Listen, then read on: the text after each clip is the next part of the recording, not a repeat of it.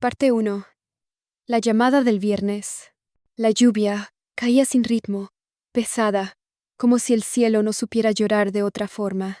Marina estaba empapada hasta los huesos, parada en la vieja marquesina, frente al supermercado cerrado. Su cabello, largo y oscuro, pegado al rostro. En la mano, el móvil vibraba por tercera vez. En la pantalla, Alejandro, esposo, no respondió. Miró hacia la carretera vacía. Ni un coche, ni un alma. Solo el sonido del agua golpeando el tejado metálico y su propio corazón, que parecía fuera de lugar. Tragó saliva y respiró hondo. Sus labios temblaban, pero no de frío. Volvió a mirar el móvil. Una notificación nueva. Vuelo confirmado. Llegada. Sábado 18:45. Suspiró. Lento. Hondo. Como si intentara contener algo. O borrarlo. El día anterior, su hermana le había dejado un mensaje de voz. Por favor, Marina. Solo unos días. Luca necesita concentración. Tú vives tranquila. Le haría bien. Luca tenía 24 años. Era hijo de su hermana mayor. Siempre fue callado, observador. Ahora quería entrar a una academia militar. Necesitaba espacio para estudiar. Marina aceptó sin pensarlo demasiado. Le gustaba la idea de que alguien más respirara en la casa. A veces, los silencios pesaban más que las conversaciones. Cuando Luca llegó esa misma tarde, ella lo notó más alto de lo que recordaba, más adulto, con esa forma de mirar, que no juzga, pero que ve. Traía pocas cosas.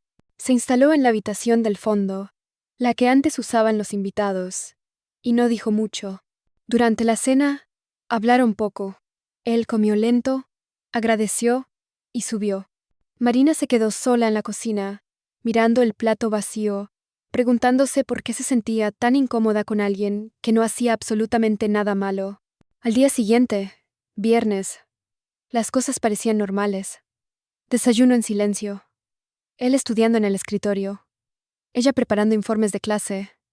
Todo ordenado, como siempre. Hasta que por accidente, Luca dejó caer una taza. No pasa nada, dijo ella, mientras recogía los pedazos. Lo siento, murmuró él. Cuando sus manos se rozaron al recoger un fragmento, ella sintió una punzada. No era física. Era como si el tiempo se abriera un segundo y revelara algo que no debía estar ahí. Se levantó, rápido, él también. Ninguno dijo nada, pero esa noche, en la cocina, cuando los dos coincidieron sin querer, pasó. Un instante torpe, torbellino, incontrolable, un acercamiento leve, un roce breve. No fue planificado, tampoco fue claro. Luca no dijo una palabra. Se fue a su habitación. Ella se quedó de pie, mirando la puerta cerrada, respirando como si acabara de correr. El móvil volvió a sonar. Alejandro. No contestó, y por primera vez en mucho tiempo, se sintió completamente despierta. Parte 2. Ecos en la casa cerrada. El sábado amaneció con un sol pálido, de esos que no calientan, pero engañan. Marina abrió las ventanas temprano. Necesitaba que entrara aire, que algo, lo que fuera, se llevara la incomodidad del día anterior. No durmió bien. Dio vueltas toda la noche, repasando el momento en la cocina, como si hubiera sido una escena de una película que no recordaba haber aceptado rodar. No pasó nada, se decía. Fue solo un malentendido. Él es joven, y tú estás confundida. Punto. Cuando bajó a preparar café, Luca ya estaba en la mesa, con los apuntes extendidos y los auriculares puestos. Llevaba una camiseta blanca y una expresión de concentración que a ella le pareció extrañamente adulta. Ella murmuró un «buenos días», que él no oyó, o fingió no oír. A media mañana, ella estaba regando las plantas del patio, cuando recibió el mensaje de Alejandro. «Nos vemos hoy. Ya estoy en el aeropuerto». Sintió que el estómago se le encogía. No por él, por todo. Por la casa, por Luca, por el aire. A las 3 de la tarde, el timbre sonó. Marina abrió y encontró a su vecina, Carmen, con una bolsa de limones y su habitual sonrisa, cargada de chismes. «Qué bueno que estás. ¿Sabías que alguien rompió una ventana del edificio de al lado? Dicen que fue un chico joven, alto. ¿El tuyo?», dijo, curioseando por encima del hombro de Marina. «No, no creo. Él ni sale. Está estudiando», respondió ella, demasiado rápido. Carmen pareció captar algo y se despidió sin insistir. Por la tarde, Marina decidió limpiar el desván. Era su excusa para no pensar. El lugar olía a polvo y a recuerdos guardados. Mientras rebuscaba en una caja, escuchó pasos subiendo. Se giró. Era Luca. «Pensé que necesitabas ayuda», dijo. «No hace falta», respondió ella, sin mirarlo. Pero él se quedó. Se sentó en una silla vieja y la observó en silencio. Marina sentía su mirada como una presión constante. El silencio era denso. La luz entraba oblicua por la única ventana. «¿Pasa algo?», preguntó él. Finalmente, ella negó con la cabeza, sin convicción. «No pareces tú», añadió Luca. Y entonces, sin aviso, ocurrió otro instante breve, cargado de tensión, un acercamiento impulsivo, una respiración compartida, y el segundo pozo, sin fondo, un beso. Ella se apartó inmediatamente, como si hubiera tocado fuego. «No, esto no», murmuró. Luca bajó la mirada, se levantó y se fue sin decir nada. Marina se quedó sola, en medio de cajas abiertas, sintiendo que su mundo se había movido 1 centímetro. Solo uno, pero lo suficiente como para que ya nada volviera a estar en su lugar. Parte 3. Fracturas invisibles. El domingo trajo consigo una brisa espesa y húmeda. La casa, normalmente tranquila, parecía contener algo que no se decía. Marina bajó las escaleras temprano, todavía en bata, esperando encontrar la mesa del desayuno vacía, pero Luca ya estaba ahí, otra vez, con la misma camiseta del día anterior y la misma calma que ella ya no podía interpretar. «Hoy viene Alejandro», dijo ella, sin saludar, mientras ponía la cafetera al fuego. Luca alzó la vista, como si acabara de recordarlo. «¿Y qué esperas de eso?». Ella se giró bruscamente. La frase, en su tono neutro, la pinchó donde más dolía. «Que estés ocupado cuando llegue. Que esto no se repita. Que volvamos a la normalidad». Él no respondió. Solo bajó la vista al móvil. Pero su silencio no era neutral. Tenía filo. A media tarde, Marina recogía el salón con una energía tensa. Movía cojines, limpiaba mesas. Todo era pretexto. A cada rato miraba el reloj. Alejandro debía llegar en 1 hora. Desde la planta alta, escuchó música. Luca, encerrado en su habitación, sintió alivio, o eso quiso creer. Cuando Alejandro por fin tocó el timbre, Marina lo recibió con una sonrisa ensayada. El abrazo fue corto, y él parecía cansado. Ella lo invitó a pasar. Conversaron, rieron con cortesía, hablaron de Madrid, del nuevo proyecto.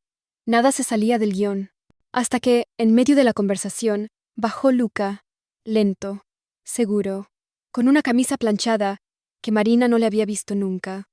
Saludó a Alejandro con cortesía, luego se sentó a unos pasos, como si fuera parte de la escena, y ahí, entre frases sobre arquitectura y exposiciones, ocurrió un cruce de miradas que duró un instante, solo uno, pero que dijo más que cualquier palabra.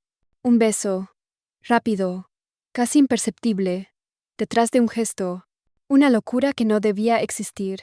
Alejandro no notó nada, pero Marina sintió que algo dentro de ella se rompía, no por el acto, sino por el hecho de no haberse resistido, de haberlo permitido, de no haber huido.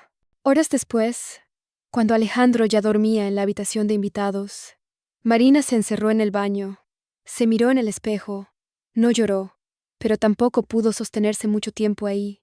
El reflejo parecía otra mujer. Entonces, desde el pasillo, una voz baja, «¿Estás bien?». Era Luca. Ella no respondió, solo cerró la puerta con suavidad. Por dentro, algo temblaba. Afuera, también. Parte 4. Ecos que no se apagan. Al día siguiente, Alejandro salió temprano para una reunión con un viejo colega de la universidad. Marina fingió seguir dormida. Escuchó el sonido de la puerta cerrándose. Esperó unos segundos más, y entonces se levantó. La casa estaba en silencio. Demasiado. Bajó a la cocina con paso lento. No tenía hambre. No tenía nada claro. Luca estaba en el patio, regando las plantas como si fuera su casa, como si nada, como si la noche anterior no hubiese dejado una grieta más. «¿Te vas hoy, verdad?», preguntó ella desde la puerta corrediza, con un tono neutro, casi frío. «No lo sé. ¿Quieres que me vaya?». Marina lo miró. No dijo nada. No tenía respuesta. Todo dentro de ella era un nudo que no se deshacía. Volvió a entrar sin cerrar la puerta, dejándola entreabierta, como la conversación, como ellos. Más tarde, mientras doblaba ropa en la habitación, recibió un mensaje de Alejandro. «Me quedaré una noche más. Me ofrecieron una cena con clientes interesantes. ¿Te parece bien?». Ella escribió: «Sí, claro», y dejó el teléfono a un lado. Luego se sentó en el borde de la cama, inmóvil. Pensó en lo que debía sentir, y no lo sentía. Pensó en lo que no debía, y lo sentía todo. Luca apareció en la puerta. No dijo nada al principio, solo la observó. Marina sintió la mirada, sin levantar los ojos. «No te reconozco», murmuró él. «¿Y tú quién eres para reconocerme?». Un silencio largo. El tipo de pausa donde todo se derrumba sin hacer ruido. Esa noche, Marina preparó una cena ligera, ni festiva ni íntima. Simple. Un intento desesperado de rutina. Luca bajó con otra camisa. Distinta, más formal. «¿Esperas a alguien?», preguntó ella, sin ironía.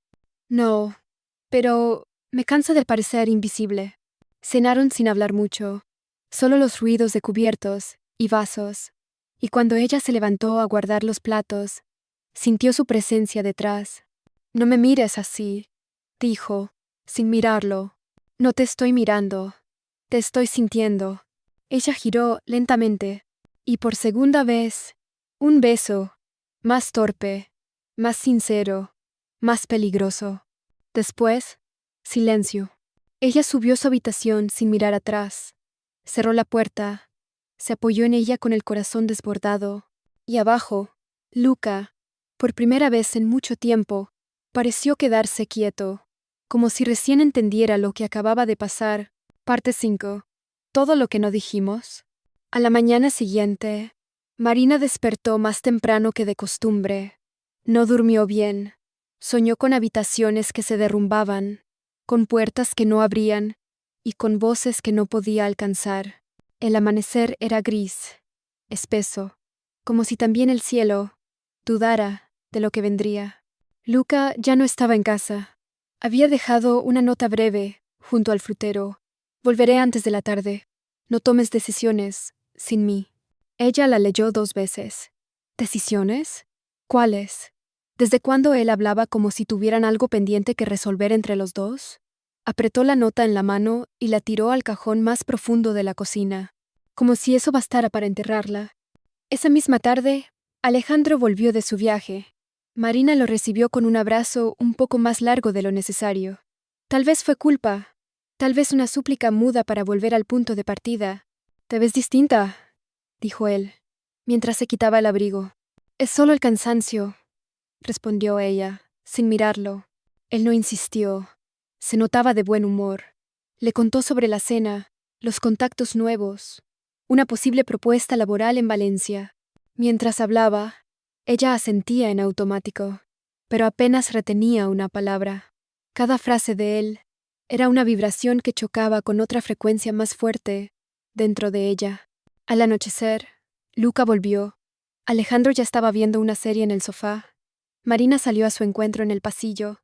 «No puedes quedarte más», le dijo, casi susurrando. «¿Vas a decírselo?». «No, pero tienes que irte antes de que lo haga yo». Él la miró fijo. Por un segundo, ella temió que la tomara del brazo, que dijera algo que rompiera el silencio forzado.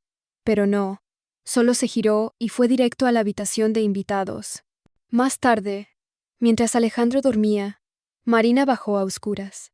Se quedó parada frente a la puerta cerrada de Luca. No la abrió, no llamó, no lloró, solo apoyó la frente contra la madera, unos segundos, como si con eso bastara, para decirle todo lo que no se atrevió a pronunciar en voz alta. Y al volver a subir las escaleras, supo con una certeza absurda, alguien al día siguiente ya no estaría en esa casa. Parte 6. El silencio que quedó. La mañana se abrió con un aire tenso, casi irrespirable.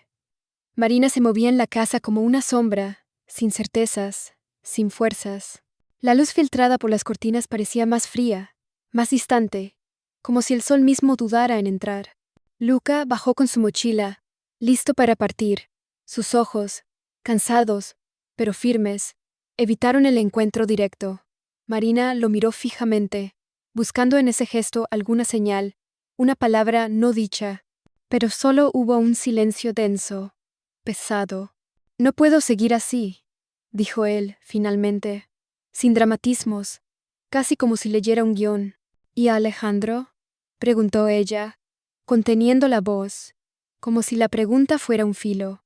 No es solo eso, no es nadie más, es todo, nosotros.